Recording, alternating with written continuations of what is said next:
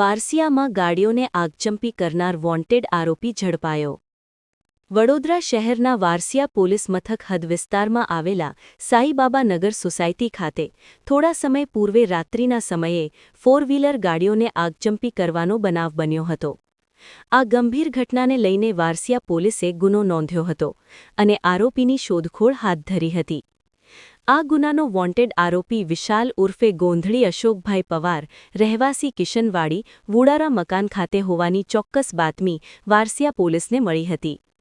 બાતમી અનુસાર આરોપી કિશનવાડી ઝંડા ચોકમાં આવેલ એક દુકાનની બહાર ઊભેલો હતો. ચોક્કસ માહિતીના આધારે વારસિયા પોલીસ મથકની ટીમ તાત્કાલિક સ્થળ પર પહોંચી હતી અને વિશાલ ઉર્ફે ગોંધળી અશોકભાઈ પવારને ઝડપી પાડી કાયદેસરની કાર્યવાહી હાથ ધરી હતી. પોલીસ દ્વારા આગળની તપાસ ચાલુ છે.